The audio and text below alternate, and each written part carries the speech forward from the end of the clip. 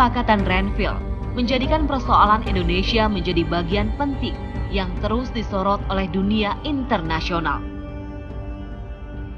Belanda tidak lagi bergerak sepihak dan semena-mena sebagaimana sebelumnya. Belanda bisa saja menguasai wilayah geografis yang telah mereka incar melalui agresi militer mereka.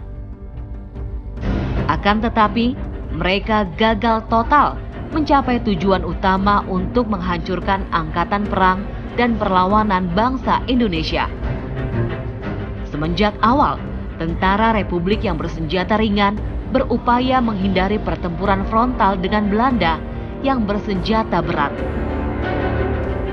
Tentara Republik menarik diri dari wilayah perkotaan dan jalur utama Belanda untuk kemudian menguasai kawasan pegunungan dan perbukitan yang berada di sekitarnya.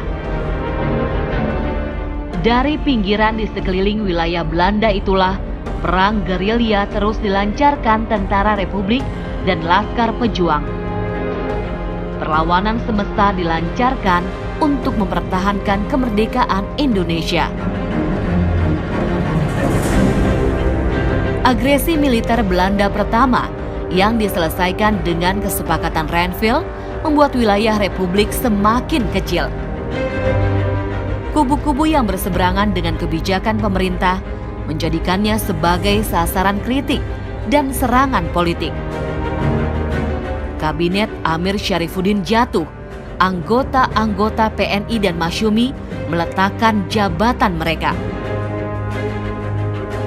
17 Januari 1948, persetujuan Renville ditandatangani. Tak sampai seminggu kemudian, Amir Syarifuddin meletakkan jabatan pada 23 Januari 1948. Jadi Renville itu, Perdana Menteri waktu itu adalah Amir Syarifuddin. Oh, itu diserang habis-habisan di Jogja. Akhirnya dia mengundurkan diri. Kan kemudian diganti oleh Bung Hatta. Jadi wakil presiden menjadi Perdana Menteri dan Menteri Pertahanan. Ini kemudian menimbulkan soal di pihak PKI.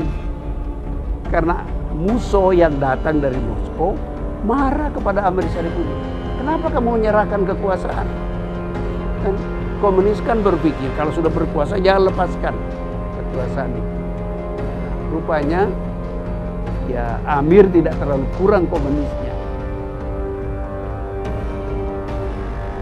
Akhirnya dia tersingkir dari pimpinan komunis karena datangnya musuh itu. Meskipun akhirnya dia kan terbunuh juga. Karena dia terlibat peristiwa Madiun, tertangkap dan hukum mati. Soekarno segera menunjuk Muhammad Hatta untuk memimpin kabinet presidensial darurat yang tidak bertanggung jawab pada KNIP tetapi pada Soekarno langsung sebagai presiden. Anggota kabinet dipilih dari golongan tengah, terutama PNI, Masyumi, dan tokoh-tokoh yang tidak memiliki partai. Di sisi yang lain, Amir Syarifuddin dan organisasi sayap kiri menjadi pihak oposisi. Pemerintahan presidensialnya Hatta berhadapan dengan kenyataan-kenyataan seperti ini.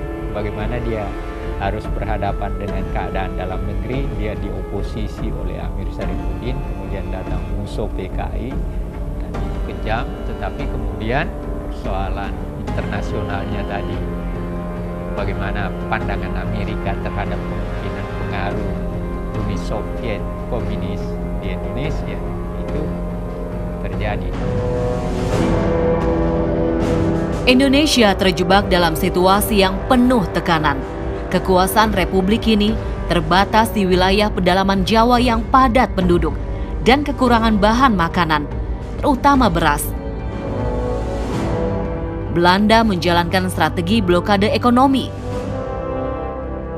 Kesepakatan Renville juga memaksa tentara Republik meninggalkan wilayah-wilayah kantong.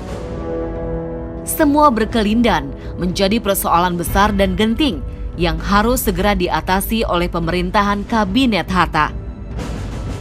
Pemerintah Republik akhirnya mencetak lebih banyak uang dan menutupi biaya dan anggaran negara. Terjadilah inflasi, terutama karena meningkatnya harga beras. Di satu sisi, penghasilan para petani membaik dan sebagian besar hutang mereka dapat dilunasi. Sementara penghasilan para pekerja merosot, kaum buruh yang menjadi pendukung utama kelompok politik sayap kiri menjadi pihak yang paling dirugikan dari kebijakan Kabinet Hatta.